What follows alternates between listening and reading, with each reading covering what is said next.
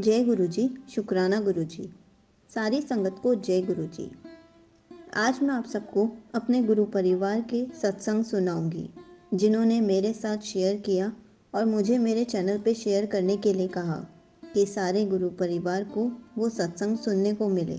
शायद उन सत्संग से उनको कुछ आंसर्स मिल सके। तो बहुत ही अच्छे सत्संग सुनाऊंगी इस वीडियो में, इसलिए वीडियो को लाइक करके चैनल को सब्सक्राइब कर देना और कमेंट्स में जय गुरु जी लिखना मत भूलना। संगत जी का कहना है कि वो बहुत टाइम से परेशान चल रहे थे। वो किसी वजह से अपनी फैमिली के साथ नहीं रह पा रहे, इसलिए 2-3 दिनों से अपने बच्चे और बीवी के बारे में सोच रहे थे कि मैं अपनी वाइफ से कैसे मिल सकता हूँ, अपने बच्चों को कैसे देख सकता हूँ। वो गुरु जी से बात कर रहे थे कि गुरु जी कुछ ऐसा मिरेकल कर दो कि मैं अपनी बीवी और बच्चों को देख पाऊँ। संगत जी को इतना तो पता था कि उनका बेटा 8 बजे के करीब आकाश इंस्टीट्यूट से क्लास कवर करके वापस आ रहा होता है, तो उन्होंने सोचा कि मैं आकाश इंस्टीट्यूट के पास जाकर उसको देख लेता हूँ। वो अपने कज़न के साथ वहाँ पर गए। संगत जी उन बच्चे और अपनी वाइफ के पास ही किसी घर में रहते हैं, और जैसे ही वो आकाश इंस्टीट्यूट के पास गए तो उन्हें पता चला कि आज उनका बच्चा आकाश इंस्टीट्यूट नहीं गया है। वो बहुत निराश हुए। उन्होंने गुरुजी से कहा कि गुरुजी प्लीज़ किसी तरीके से मुझे मेरी वाइफ और 2 बच्चों से मिलवा दो, दूर से ही दिखा दो। वो वहीं पर उदास होकर बैठ गए। वो गुरुजी का नाम मन ही मन ले रहे थे कि गुरुजी कोई तो मिरेकल कर दो। जैसे ही वो वहाँ बैठे थे, 10 मिनट के बाद ही पार्क की साइड रोड पर उनकी वाइफ, छोटा बेटा मार्केट जाते हुए दिखे। उन्होंने अपने कज़न से कहा कि देखो वही है ना? तो उनके कज़न ने कहा हाँ वही है। फिर उन्होंने थोड़ी देर में ही अपने बड़े बेटे को देखा। वो तीनों हॉस्पिटल की साइड पे जा रहे थे। कोई नर्सिंग होम था। जैसे ही उन्होंने देखा कि तीनों नर्सिंग होम में जा रहे हैं, तो उन्होंने सोचा कि मैं भी जाता हूँ, देखता हूँ कि क्या हुआ है। जैसे ही उन्होंने डॉक्टर से बात कर ली, तो इन्होंने अपनी वाइफ के पास जाके पूछा कि क्या हुआ है, तुम लोग नर्सिंग होम में क्यों आए हो? उनकी वाइफ ने बड़े आराम से जवाब दिया कि बड़े बेटे को चोट लगी है, टेटनस का इंजेक्शन लगवाने आए हैं। उन्होंने पूछा ज़्यादा चोट तो नहीं आई है? तो उन्होंने आंसर किया कि नहीं, ज़्यादा नहीं लगी है। बड़ा बेटा उनसे बात नहीं करता है, उनसे बहुत ज़्यादा नाराज़ है। फिर वो उन तीनों से मिलकर वापस अपने घर की तरफ को आ गए। जैसे ही वो घर आ रहे थे तो उनको बटरफ्लाई दर्शन हुए। गुरुजी संगत जी को अपनी प्रेजेंस फील करा के गए कि मैं तेरे अंग संग हूँ। और संगत जी ने बहुत टाइम से सोचा हुआ था कि गुरुजी मेरा कोई सत्संग बनवा दो। मैं बहुत टाइम से सोच रहा हूँ कि मेरा सत्संग मैं भी शेयर करूँ, और संगत जी को ये सत्संग शेयर करने का मौका मिला। गुरु जी ने उनकी छोटी छोटी विशेष पूरी करनी शुरू कर दी है।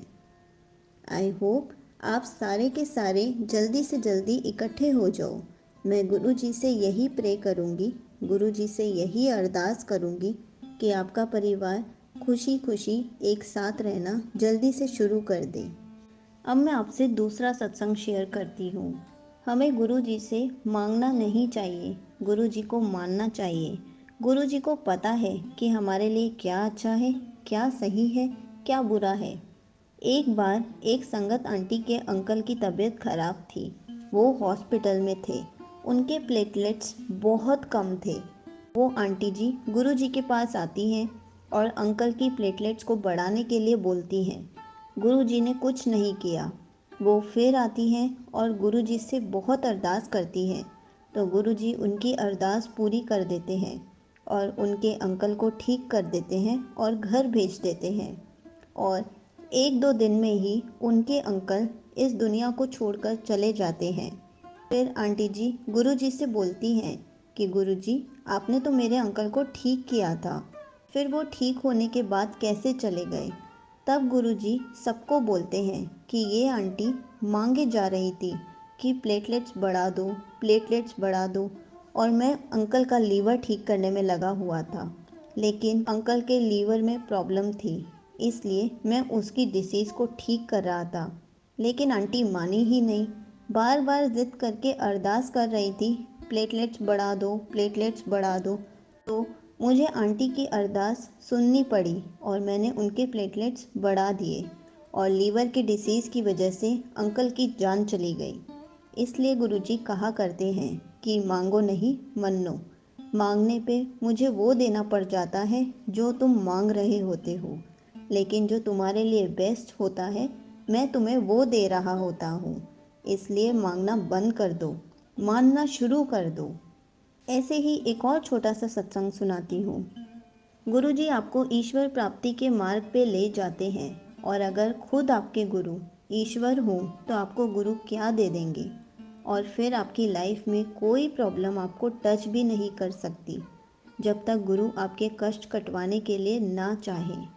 गुरुजी हमारे ऊपर आने वाली प्रॉब्लम्स को, उस बुरे टाइम को कैसे अपनी ब्लेसिंग से निकालते हैं, वो मैं एक ओल्ड आंटी के सत्संग से आपको बताती हूँ। एक रात आंटी सोई हुई थी। सडनली गुरुजी उनके ड्रीम में आते हैं और आंटी से बोलते हैं कि चल उठ, शरीर छोड़ने का टाइम हो गया है। आंटी की नींद खुल जाती है। उस टाइम 2:36 हो रहे थे रात के। आंटी सोचती हैं कि मेरा टाइम आ गया है, अंकल को जगा कर बता देती हूँ और लॉकर की चाबियाँ भी उन्हें दे देती हूँ। फिर आंटी को लगा कि अंकल पे ये जानकर क्या गुजरेगी। उन्होंने अंकल को नहीं जगाया और गुरुजी का मंत्र जाप करने लग गई। ये करते हुए आंटी को 2:50 हो गए। फिर आंटी ने सोचा कि 3 बज गए, अभी तक मैं नहीं मरी, यहीं हूँ। वो मंत्र जाप करती रहीं। अब आंटी देखती हैं कि 3 भी बज चुके हैं, 3:30 बजने वाले हैं और मैं बिल्कुल ठीक हूँ। तभी उनके माइंड में ये थॉट आता है कि गुरुजी ने मेरी मौत को सपने में ही कटा दिया और इस समय मैं रहती ही नहीं। उस टाइम में अपने मंत्र जाप से मुझे न्यू लाइफ ब्लेस की गुरुजी ने। गुरुजी जब चोले में थे, जब फिजिकल रूप में थे, उस टाइम भी आंटी से कहते थे कि तेरी लाइफ पूरी हो गई है, अब तेरी लाइफ नहीं है, किसी को भी अपनी कुंडली दिखा ले आंटी। ऐसा कहकर भी गुरुजी आंटी को ब्लेस करते थे। फिर गुरुजी उन्हें मीरा बुलाने लगे और संगत भी, नाम चेंज करके भी गुरुजी ने उन्हें न्यू लाइफ दी। फिर गुरुजी ने आंटी को गौरी के नाम से बुलाना शुरू कर दिया। गुरुजी अपनी संगत के लिए कुछ भी करते हैं, बस उनके वेज बहुत डिफरेंट होते हैं। गुरुजी जैसा कोई नहीं है और ना ही होगा। एक और छोटा सा बहुत प्यारा सा सत्संग सुनाती हूँ। गुरुजी हमें अपनी संगत बनाकर हमें एक कुम्हार मीन्स पॉटर की तरह रखते हैं। एक हाथ लगाकर हमें अंदर से साफ करते हैं और दूसरे हाथ से बाहर से साफ करते हुए हमें एक घड़े पॉट जैसा बनाते हैं और हमें उसमें गुरुजी की ब्लेसिंग्स लेनी चाहिए। तो हम उस घड़े को, पॉट को निंदा, चुगली, क्रोध, लोभ, मोह, माया से भरे हुए रहते हैं। जब घड़ा खाली ही नहीं होगा तो उसमें गुरुजी की ब्लेसिंग्स कैसे आएंगी। गुरुजी कहा करते थे कि चंगे मतलब अच्छे बंदे बनो, किसी की निंदा चुगली मत करो, नहीं तो तुम्हारे अच्छे कर्म, पॉजिटिव एनर्जी उसके पास चली जाएंगी और उसके बैड कर्मा, नेगेटिव एनर्जी तुम्हारे पास आ जाएगी। सब कर्मों का खेल है, इंसान एक ही है। कोई अपने अच्छे कर्मों की वजह से रहता है और कोई बुरे कर्मों की वजह से फुटपाथ पे आ जाता है। हमें भी गुरुजी को मानने के साथ साथ गुरुजी के बताए सही रास्ते पे चलना चाहिए। इसी में सबका कल्याण होगा, इसी में ही सबका भला होगा। एक और छोटा सा सत्संग सुनाती हूँ। गुरुजी हमारे मन के डाउट्स को सत्संग के थ्रू क्लियर करते हैं। एक अंकल अभी गुरुजी के पास 1 या 2 बार ही गए थे और उनके मन में बहुत सारे डाउट्स आए। गुरुजी ने एक अंकल को दरबार में उठाया और उन अंकल को सत्संग सुनाने को बोला। गुरुजी तो हमारे दिल की हर बात बिन बोले जान जाते हैं। उन अंकल ने सत्संग सुनाया कि 8 सालों से मेरी वाइफ बेड रिडन थी, उसे पार्किंसन डिसीज़ थी। मैं हर एक दिन किसी न किसी बाबा के पास या गुरु के पास जाता था कि मेरी वाइफ की डिसीज़ जो कभी ठीक ही नहीं हो सकती, मेडिकल साइंस में ये पॉसिबल ही नहीं है। एक बार संगत जी को किसी ने गुरु जी के बारे में बताया और गुरु जी के पास लेकर गए। तो संगत जी ने गुरु जी के पास जाके सारी बात बताई। गुरु जी ने उनकी वाइफ के लिए समोसा प्रसाद दिया और कहा अपनी वाइफ को खिला देना। अब संगत जी सोच में पड़ गए कि वो बेड रिडन है और ये फ्राइड चीज़ें कैसे खा पाएगी।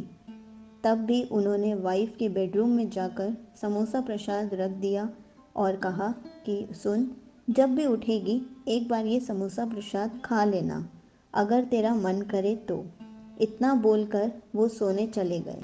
अब अंकल मॉर्निंग की चाय के टाइम में जब अपनी वाइफ के बेडरूम में आते हैं तो देखते हैं कि वाइफ बेड पे ही नहीं है और जो नर्स रखी थी वो भी नहीं दिख रही है। उन्होंने नर्स को बहुत आवाज़ लगाई लेकिन नर्स की कोई भी आवाज़ नहीं आई। अंकल जी ने देखा कि समोसा भी प्लेट पे नहीं है। अब अंकल को समझ में ही नहीं आ रहा था कि क्या करें।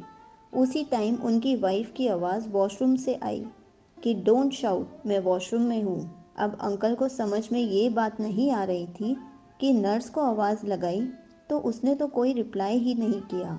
इसका मतलब मेरी वाइफ वॉशरूम में अकेली है। तभी उनकी वाइफ वॉशरूम से निकलती है, वो भी अकेले। अब अंकल हैरान हो जाते हैं कि ये क्या हुआ, कैसे चमत्कार हो गया।